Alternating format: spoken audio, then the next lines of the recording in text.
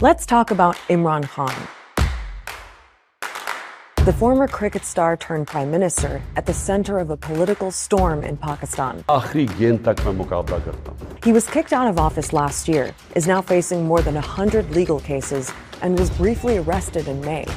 It led to huge protests and violence. Khan says he's the victim of a conspiracy to force him out of politics for good. What is happening right now is not because of me. People in Pakistan are really divided over Imran Khan. His supporters see him as the only hope for the country. Imran has basically become a prophet of change, while his opponents accuse him of spreading lies and fueling a toxic style of politics. This became a two-way fight of rhetoric of like good versus evil. So who is Imran Khan? Why is he so divisive? And why is politics in Pakistan in such chaos right now?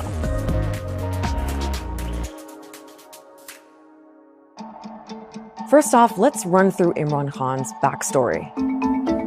He was born into an upper-class family in Lahore and went to an elite high school. He studied at Oxford University in England, but it was his cricketing career that made him into a superstar.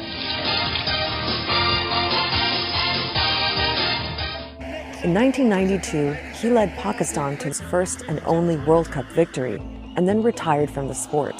He's easily the greatest Pakistani cricketer of all time. A very glamorous cricketer too. That glamour, of course, brought him to the attention of high society in London. In the early 90s, he was hanging out with rock stars and royalty and married a British aristocrat.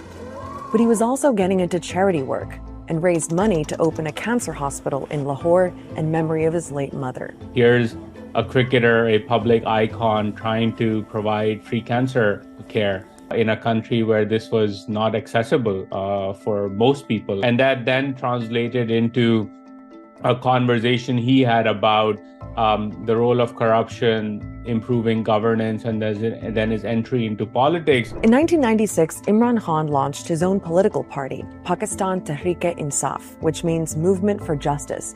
He styled himself as an outsider on an anti-corruption mission, but his political career didn't really take off until 2011. That's when he held 2 rallies in Lahore and Karachi. Tens of thousands of people showed up. He was promising to bring a new kind of politics to Pakistan. And 7 years later, that message helped him get elected as prime minister. मैं ये आपके सामने ये pledge करता हूं कि इंशाल्लाह ये एक बिल्कुल आप मुख्तलिफ किस्म की पाकिस्तान में गवर्नेंस देखेंगे. Now, until Khan came on the scene, Pakistani politics was dominated by 2 parties and 2 families. The Bhutto family, which is linked to the PPP, and the Sharif family linked to the PMLN. That's the party of the current Prime Minister, Shehbaz Sharif. For years, the 2 sides have been alternating in power, a pattern that Khan was determined to break. To demolish what he called the grip of dynastic politics in Pakistan. He's very popular among young Pakistanis who do not see the old guard as being representative of their ambitions and aspirations. He's also popular among middle and upper middle and elite classes. They are of the view that Pakistan have been harmed by the politically corrupt elite for too long, and Imran is our hope. Now, there's another layer in Pakistan's politics that you need to know about, and that's the military. Since Pakistan's independence in 1947, there have been several military coups, and generals have ruled directly for 33 years in total. But when there's been a civilian government, the military still plays a big role behind the scenes. They have like such a strong, influential meddling going on that no government in Pakistan really gets formed without their involvement. And it seems that was also the case for Imran Khan, that the military was pretty influential in his rise to power. This is something which is acknowledged by the military leadership of that time. People who have subsequently came out after the retirement and acknowledged and confessed that yes, we have helped Imran win. And Khan actually sold himself as a candidate who could work with the military. They were seen as being on the same page. The constant struggle and tension between civil and military establishments in Pakistan was something that people expected would end with Khan coming into power. But it didn't. Here's what happened. So it's 2018, and Imran Khan's just been elected prime minister. It was actually a pretty contentious election, and his political opponents accused him of fraud. But Khan was popular, and for a lot of people, it felt like a fresh start. Remember, his big thing was tackling corruption, something he said was at the root of most of Pakistan's problems. So he went on a massive anti-corruption drive. Many politicians and government officials were arrested. Khan's supporters approved, but his critics said it was one-sided and that he was only targeting his political opponents, though Khan denies that. Order in the house, please. Another criticism was that Khan's approach created a kind of vindictive and divisive political atmosphere. When he made compromise a bad word, you were all in with Khan or you were anti-Khan for whatever reason, that was the conversation. Khan brought with him an extremely divisive and some would say hateful style of politics. Much of that reflected in the language that he used, haranguing his opponents and accusing them of being thieves and crooks. सिर्फ हम जिससे मुफाहमत कभी नहीं करेंगे वो लोग हैं जिन्होंने पाकिस्तान की अवाम का पैसा चोरी करके मुल्क से बाहर लेके गए. Now, the economy was a big issue when Khan was prime minister. He inherited a lot of problems, including a major debt crisis, and he had to deal with COVID too. But the bottom line was that living conditions for most Pakistanis didn't improve under Khan. Inflation soared and the value of the currency fell. As the economic stress mounted, people sort of began questioning, what this hope and change mantra was all about. And I think that began to then erode his popularity. Overall, your democratic, your human rights, these things were being impacted. Politicians were thrown in jail, things like that.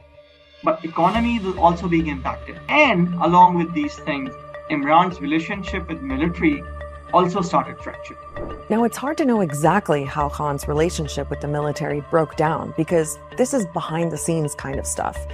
But strains developed after a couple of years with Khan as prime minister. It seems the military wasn't happy about the way things were looking. The economy was in bad shape. And on foreign policy, Khan seemed to be going his own way with a more anti-Western approach. There was a reported disagreement, too, over the intelligence chief, who was supposed to leave his job after 3 years, as per military policy, but Khan wanted him to stay. It was kind of a straw that, if not broke the camel's back, it really made things irreparable from that time onward. It's always been a marriage of unequals. Every time a politician or a political party has allied itself with Pakistan's military, they always get hurt by it. By 2022, it seemed pretty clear that the military was pulling their support from Khan by standing back so the opposition parties could go after him. Those parties held a no-confidence vote in parliament, Khan lost, and Shehbaz Sharif replaced him as prime minister. So what's happened since then? Well, Imran Khan's been fighting back against what he says was a conspiracy to remove him from power. He used to claim, when he was being ousted or close to it, that there was an American conspiracy. Within a few months, Khan's tune had changed. It has moved from a conspiracy hatched abroad to a conspiracy hatched at home. He has also singled out the serving army chief as having some kind of personal grudge against him. He's held huge rallies all across Pakistan. At one of them, he was shot in the leg, and he says it was an assassination attempt. Now, Khan's been calling for a general election, and under the constitution, that has to happen by October at the latest.